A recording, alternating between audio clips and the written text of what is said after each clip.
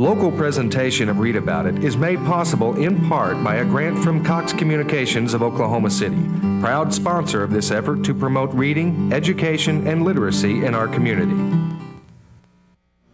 Illustrating books will be the topic on Read About It tonight. Hi, I'm B.J. Williams. Merv Jacob will tell us about illustrating the great ball game of the birds and the animals. Susie Beasley will talk with Joyce McCauley Johnson.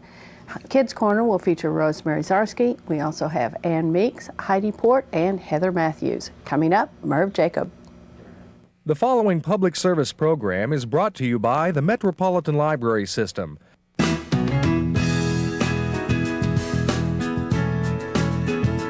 And now, Read About It, with your host, B.J. Williams.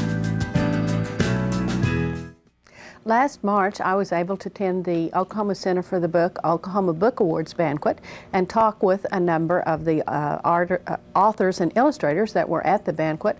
One of them was Merv Jacob. He is a well-known Oklahoma illustrator, and his book, The Great Ball Game of the Birds and the Animals, won the Oklahoma Book Award for illustration this year. I think you'll enjoy what he has to say about illustrating the book. Merv, what inspired you and Debbie to write and illustrate a book about a ball game between birds and animals? That for years and years, for probably 15 years, that's been one of my very favorite of the Cherokee stories. And I just felt like it was time to get it out where everybody could see it, because it's a real interesting story and it's lots of fun for the kids. You know, it's a good story for the kids. Yeah. What medium do you use for the originals for these? Those are all drawn. Well, it's a two-step process. I sit down and I draw the drawings in regular pen and ink, like India ink, and then I take them and I reverse them. So what you're seeing is the print, like if you were doing an etching or a lithograph or something like that, you're seeing the reverse. Now, do you do them to the size that they're reproduced, or do you do them larger? It really varies. I mean, that you can, you know, with today's modern technology, you can, it's easier to draw them bigger and shrink them down. If you draw them little and make them bigger, then all the flaws in your work are magnified. Right. But if they shrunk down, they look a little better, right? Yeah, absolutely. Boy, how do you draw that? Right. Now, I noticed that in your illustrations, you have a lot of Indian motifs in there. Are they all Cherokee? Yeah, they're all Old South. Well, some of the design motifs aren't exactly Cherokee, but they're all southeastern United States. And they traded motifs, just like tribes to this day, they all trade motifs back and forth. So I'm not really sure what's Cherokee and what's not when you go back 500 years.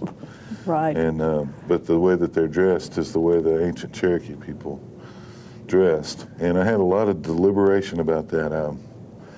You know, the word anthropomorphic, which is sort of to make animals look like people.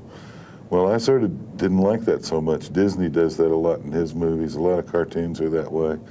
And I didn't really want to put clothes on these animals, but I kept looking at the old shell carvings and the old pictures from 500 years ago, and invariably the animal was dressed like a human in those old pictures. So I began to experiment with that, and I found that I could make them look, and the animal, there's a real fine, hazy line between animals and people to the Cherokees anyway. You know, to the traditional people, the birds are the bird people, and the wolves are the wolf people, and so on, you know. Mm-hmm. Probably the closest to the people are the bears. You know, they're the brothers. The bears were Cherokees who went off to the woods and turned into bears. So, but we'll get to that in yet another book. Oh, good. We're already working on it. Well, now this is actually a whole series of grandmother stories, aren't they? Right. I'm working on book 5 right now, and she has finished book 5. But it'll be probably a couple of years before it's printed. Mm-hmm. So she writes the story, and then you come in. Now, does she say? Yeah, we pick a story that we both like. Mm-hmm. Then she writes it, and then I might suggest some ideas. And then the problem comes when you actually try to turn it into a three-dimensional image that's happening, and then you may have to go back and say, well, it might look a little better if we said this. It might be a little closer to what I'm able to actually draw. I mean, I'm sort of the one who's more limited than her. She can write it so it's any pretty much any form I want it to be. And she's gotten to where she segments the stories right into. So I just sit down and there it is, you know.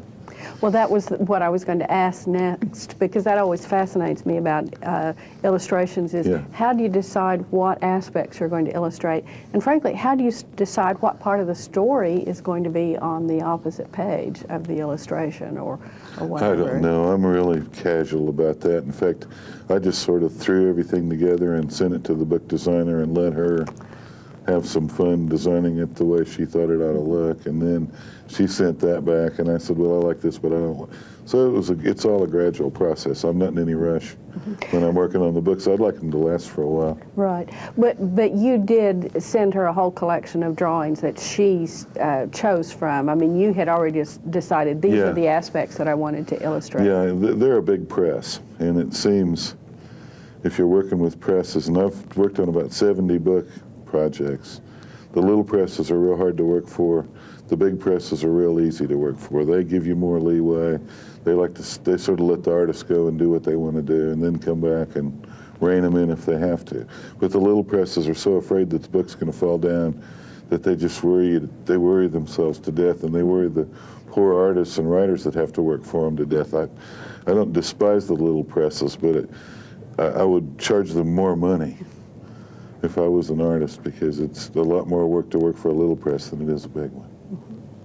Now, to go back to something that we actually touched on a little bit earlier, which is these are Southeast Indian Indian motifs and so on. So, did you do research specifically for this series? Or, oh no, that's my paintings. What you're looking at those are kind of like the sketches and stuff that I do for my paintings. I probably do more paintings than anybody you've ever interviewed. I mean, I paint every day, 12 or 14 hours. I do a few drawings, but in comparison to the number of paintings, pretty limited. So you really already had a body of knowledge that you drew on in order to illustrate this. I've been working on this whole project for about 25 years now, I guess. Oh my. But it's all starting to take shape now. Now I can see it. And publishers were trying to get me to do stuff that didn't have to do with the Cherokees, and I didn't really want to do it, but I felt, well, maybe this will be the last book I ever get to do, so I'll do it. But now I'm at the point where I'm going to hold off and just do the books that I want to do, because otherwise I feel like you're just stepping into quicksand, potentially. You know, I'd like to stick with what I know. And what I kind of know and what I've really studied is the culture that's modern and the ancient Cherokees, you know. And it's fun to bring the ancient stuff back to the modern people, because a lot of them can't really see it. So, but all of this in this particular book, is this all the ancient? Did you bring up any modern Cherokee interpretation, or is this all just going back to the beginning? I'll tell you what, that's she really sticks to the story, but she tells, you know, the ancient stories, but she tells her version. But she really sticks to it, and I think you need to, well, if you don't do that, you need to sort of put a footnote here that this is partly the old, you know, you need to footnote it or something so people understand. But what you illustrated is all the ancient. You used ancient motifs and that sort of thing. Yeah, and I love drawing forest and different kinds of trees and different kinds. If you look at any leaves or any kind of birds or plants or whatever in my paintings, you can see they're specific. They're not generic, and they're native to. Well, most of the stuff that's native to Georgia and Alabama and Tennessee is native to eastern Oklahoma. We're in the western side of that same woods. Right. So, and you have more. You said you're working on the 5th book now? I'm working on the 5th book. Oh my. Do you have another one coming out this year that people can look for? In about a month. Now this is March. In about sometime in April, How Medicine Came to the People will be out on the shelves. Great. And then sometime toward the fall, How Rabbit Lost His Tail is coming out. And it's, you know, these are going to be a really neat little series of books that you can, and they're not really children's books. If you look at them, if you take off the dust jacket, you'll see it has a cloth cover. And we've had really pretty printed in pages and stuff that I really think of them as an illustrated book for all ages. I think so too. I enjoyed this one and very as much. the lettering's big, but as the years go by, I appreciate the luxury. More and more. Yeah. Well, I want to thank you very much for being Oh, you with us, too. It's Merv. really a pleasure to talk to you. Thank you. Bye. Remember, you can find the great ball game of the birds and the animals at your favorite library and your local bookstore. Coming up next, Susie Beasley will be talking with Joyce McCauley Johnson about a book I'm sure we'll all enjoy. Joyce, give us an idea about this book, A Taste of Reality by Kimberly Lawson Roby. Anise Miller is the main character in this book, and she works for a company in the Human Resources Department, and she's a supervisor over the blue-collar workers, but she applies for a position as a manager in Human Resources. And the first time she applies, they hire a man over her who is Caucasian. Right. And he doesn't have as much experience or education that she has. Right. And he stays with the company for a little while, I guess about 6 months. And then the job comes open again, and she reapplies for this same position. Right. And they offer her another job to keep from giving her this position. And she takes that job thinking that they're not going to hire anyone. Once she takes this job, they hire another female who is a secretary in one of the other offices. Right. And this book relates to sexual harassment on the job and racial harassment on the job. So you got all these other ills that's coming into the workplace, and she's trying to cope with it, and that's what comes to the forefront of the title of A Taste of Reality. Yes. And there's also other issues going on with Anise. Yes. Marital problems and Yes. some things of that nature, and directions as far as her spouse is concerned and everything. Yes. So what are some of the coping strategies? How does she work through all this? Well, she has a friend that's in the company, and he has access to records as far as salaries are concerned, and he gets this information together for her. Right. And she goes to the head of the company. There's 3 men that are head of the Human Resources Department, and she goes to them and tells them that if they don't pay her $350,000, she's going to take this to EEOC and take them to court. So Kimberly has brought together all these different experiences that she's no doubt had as a writer and trying to get started and everything, and brought it in this story here. Yes. Right? And she's written other books too in the system. Oh, yes. It's a Thin Line and several others, and I know this particular one is on the Blackboard best-selling list too. That's right. Well, Joyce, we really appreciate you coming and sharing with us Kimberly Lawson Roby's A Taste of Reality. It's very good for different audience, and it is brand new. It's available at your local library and perhaps at your local bookstore. We'll see you next time. Thank you. Yo, see that girl? She sets the curve in my math class. Always has her homework right. Me? I hate homework, but I gotta do it, you know? But I found out her secret. She logs on to the Metro Library website and then clicks on their homework center. I couldn't believe what they have there. Help for math, science, English, and lots of other stuff too, like encyclopedias, newspapers, magazines, even science experiments. Metro Library's Homework Center website is one-stop shopping. You can even find the phone number of the nearest library so you can renew your library books. Check it out. It's like having the resources of an entire bookstore right in your computer. And since it's from Metro Library, you know the information will be dependable and up to the minute. But hey, I gotta go and log on and get to work. From now on, I'm setting the curve.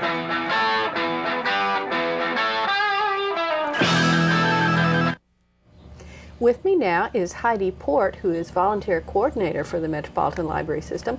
And Heidi, you brought a book for us. Can you tell me what it is? Yes, it's called Lemon Meringue Pie Murder, and it's by Joanne Fluke.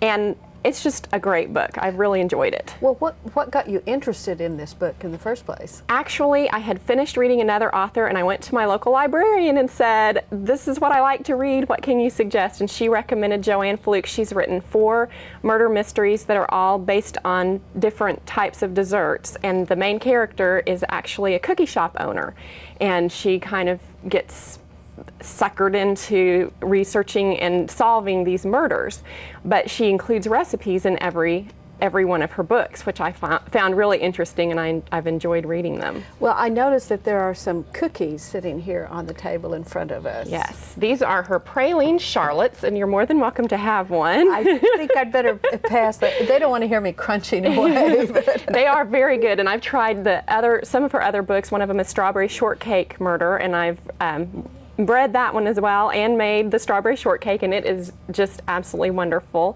And I've also made some of her other recipes from some of her other books too, and everything that I've tried is really, really good. So really enjoyed this author and her cooking abilities. Well, I take it there's something more than just the recipes in her book. Yes, she has a really interesting style. She makes you feel very familiar with the town. Each of the books kind of follows, of course, as a series does, but it's a small town, so you know all the characters in the book, and you kind of, you may meet one character in one book, and then in the next book they might be involved in the murder, and it's just very interesting how she weaves all of that together. And she has a cat her cat rules her life. She has a sore neck through most of this book because her cat keeps stealing her pillow, so one of the mysteries is how she solves that. So. Okay, so she cooks and she looks after her cat and she solves mysteries, and we don't any of us want to visit that town because we might get murdered, right? That's right. Don't go to Lake Eden if you can find it. Well, are there other books like this at the library? Yes, there are. Of course, she's written 4, and she's a new author. She started writing, I believe, in 1999, and she's written 4 of these murder mystery series. And then, of course, there are lots of other books that have recipes in them that are murder mysteries as well, but this just happens to be one of my favorites because it's all desserts. And what could be better? Right. What can be better than stretch out on a hammock eating your praline cookies while you That's right. solve murders.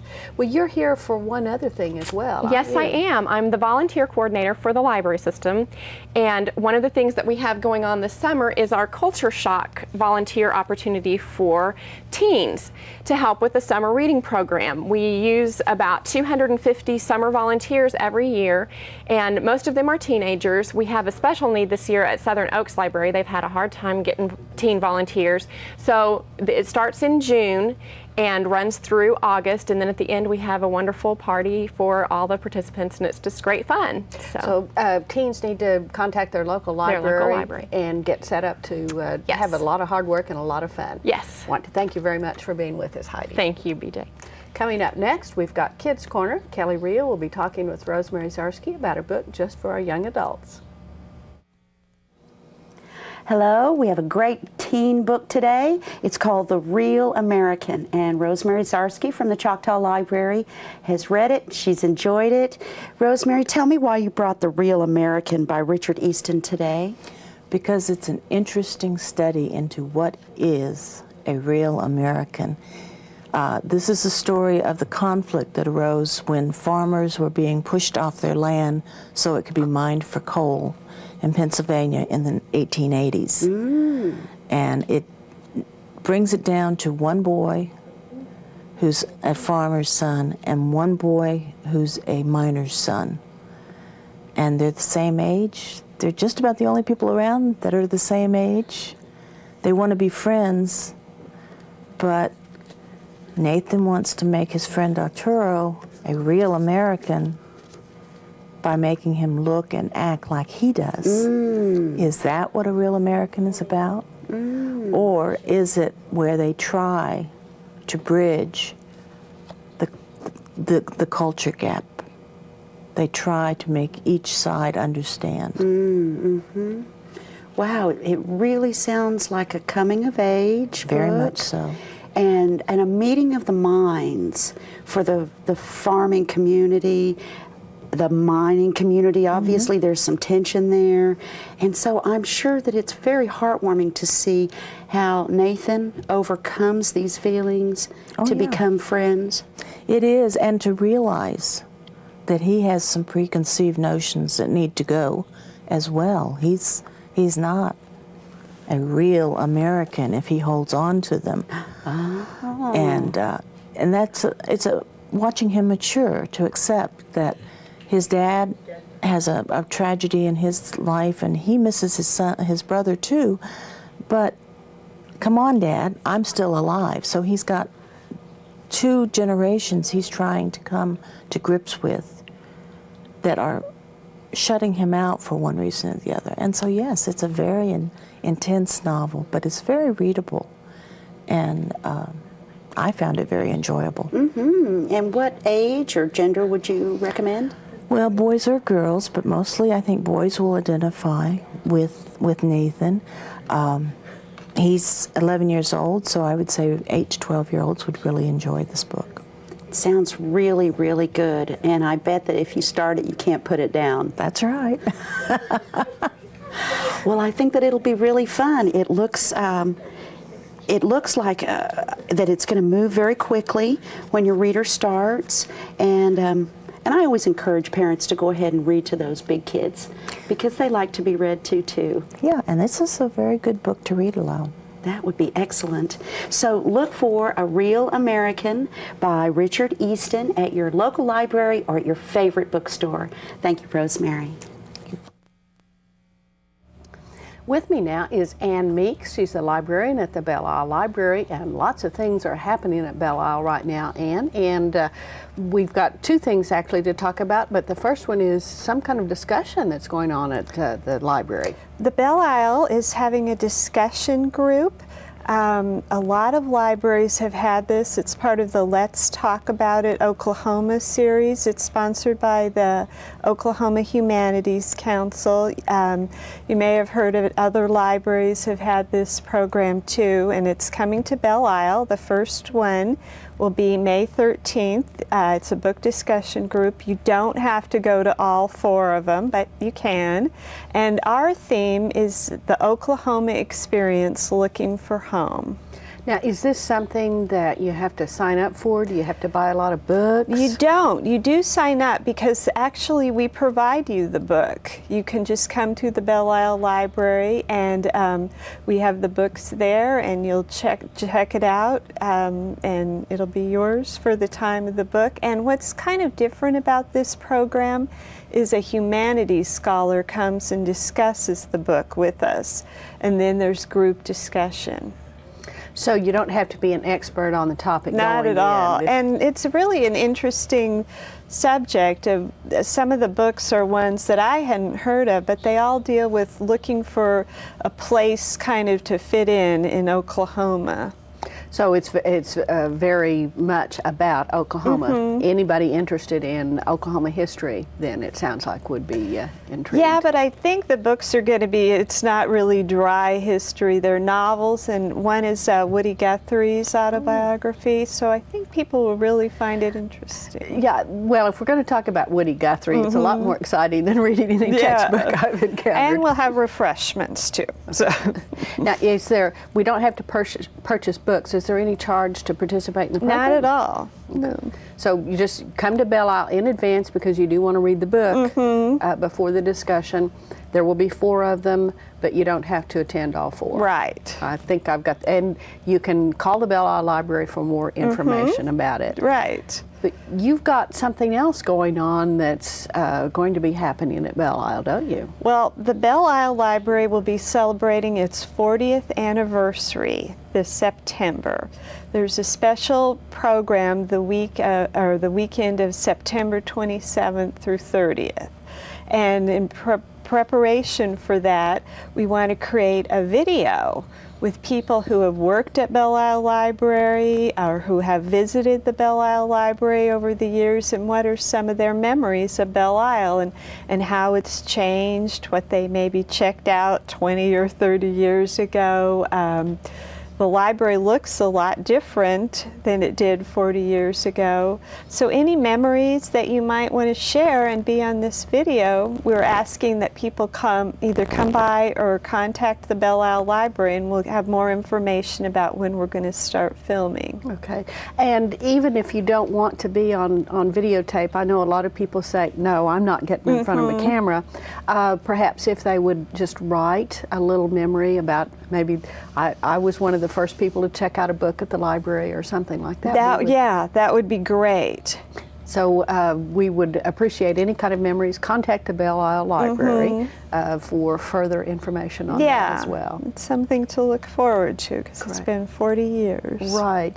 And we're going to have a huge celebration. It'll be in late September. Right. And there'll be a lot more information available as plans firm up. Thank you very much, Anne, for being with us. Coming up next, we have our series of teen book reviewers. Heidi Daniel of the Library System will be talking with Heather Matthews, a student at North Edmond High School. So Heather, why don't you tell me a little bit about the book you brought to review today? Okay, I read Finn, a novel by Matthew Olshan, and he is a new author, and this is the first book he's ever written. Oh, really? Yes, and it's about a young girl named Chloe Wilder, and she lived with her mother and her father until her father died and her mother started to abuse her. And so when her grandparents found out about the abuse, they adopted her, and these are her dad's parents. And so they're wealthy, and she went to live with them, and she became real comfortable there, and she met the maid named Sylvia. And Her grandparents' maid? Yes. And her name's Sylvia, and she's a Mexican. Oh, so does this book sounds like it has lots of issues that deal with troubled homes, and yes. Is that correct? Yes. And how does Chloe deal with that situation of her with her mother in her troubled home? Is she a strong character? Yes, I think she deals with it very well, and she's a lot better once she gets to her grandparents' house and she starts to forget about her past and focus on her future.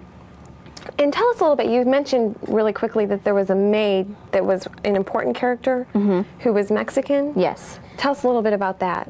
Sylvia jumped the border because she had a horrible life back in Mexico, and she came to live with Sylvia's grandparents, and she is their maid, and she has a boyfriend named Roberto, and Chloe's noticed that he has snuck in a few times, and over a period of time, Chloe has noticed that Sylvia is pregnant.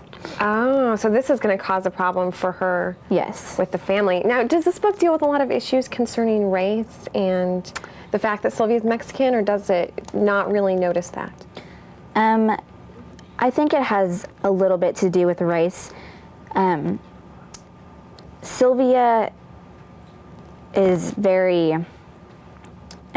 self-conscious, and she wants to do everything to please Chloe's grandparents because she doesn't want to have to face moving to anywhere else because she's comfortable there, and she has to live with the grandparents, and she can't live out on her own. Well, this sounds like a very exciting book. There's a lot of adventure. Chloe's mother kidnaps her back, and her and Sylvia go through a lot of adventures after this happened. And great. Well, that sounds like a book we should all read, adults and young adults, do you think? Yes, I think it's very good because it's good for kids to read because it relates to what happens now, and also adults helps explain to them. Great. Okay. Well, thank you very much, Heather, for bringing that on. You're welcome. Hi, I'm Donna Morris, Executive Director of your Metropolitan Library System. You know, experts tell us it's never too early to begin reading to a child. If you spend just 20 minutes a day reading to a child, you're not only building a bond that lasts a lifetime, but you're helping that child to prepare to learn how to read. Visit us at the Metropolitan Library System and let us help you select just the right books for you and your family. And be sure and visit our website at www.metrolibrary.org. Find out more about the discussion programs at the Belle Isle Library on our website at www.metrolibrary.org. Thanks for being with us. We'll see you again next time.